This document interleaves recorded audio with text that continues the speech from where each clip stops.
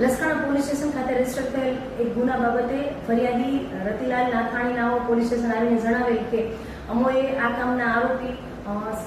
સુરેશભાઈ અને સંજયભાઈ ઉર્ફે બંગાળી તથા મુન્નાભાઈ આ ત્રણેય નાઓના સંપર્કમાં આવેલ એના મિત્ર રફીકભાઈ થકી અને તેઓને જણાવેલ કે અમારે એક સોનું અમારે વેચવા જે બેંકમાં ગઈ હોય સોનું વેચવાનું હોય તો ઓછી કિંમતમાં આપવાનું છે. આથી રફીકભાઈ અને રતિલાલભાઈ બંને તેની પાસે ગયા અને 3 લાખ રૂપિયા આપી અને સોના માટે સોનું ખરીદેલું હતું અને આરોપીઓએ જણાવેલ હતું કે આ સોનું અમે બેંકમાંથી છોડાવીને તમે આપી દેશું આ રીતે જણાવેલ. ત્યારબાદ ફરિયાદીએ સોનાની વારંવાર ડિમાન્ડ કરતા તેઓએ એક વખત એક જગ્યાએ બોલાવીને મીટિંગ કરી એમ જણાવેલ કે સોનું નહીં પણ અમે તમને જે પૈસા આપશો એના 3 ગણા પૈસા અમે તમને આપશું. આથી ફરિયાદીએ જણાવેલ કે કઈ રીતે, તો ત્યારે એને થોડા દિવસ પછી જણાવ્યું છે એવું કરતા પરમ દિવસે એ લોકોને એક જગ્યાએ બોલાવી અને ડેમો આપેલો એક પ્રકારનો કે ભાઈ એક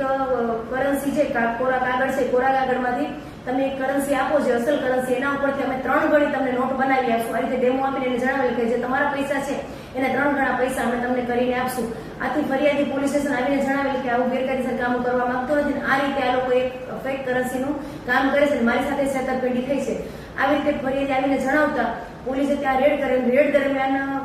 જે કાગળના જે કરન્સી છે, કરન્સી ટાઈપના પીસ અને ત્યાં અલગ અલગ પ્રકારનું કેમિકલ તેમજ જે આરોપી સંજય ઉર્ફે બંગાળી જે છે એના ખિસ્સામાંથી 500ના દરની 3 ફેક કરન્સી મળી આવેલ છે. જે અમે યુવી રેઝમાં જોતા અલગ અલગ કલરની દેખાઈ આવતા એને ફેક કરન્સી ગણી અને તેમજ આ જે કોરા કાગળો મળી આવેલા છે કે જેની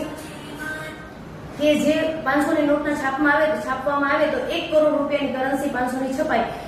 તે અને આ કેમિકલ કબજે કરેલું છે. લસકાણા પોલીસ સ્ટેશન ખાતે રજીસ્ટર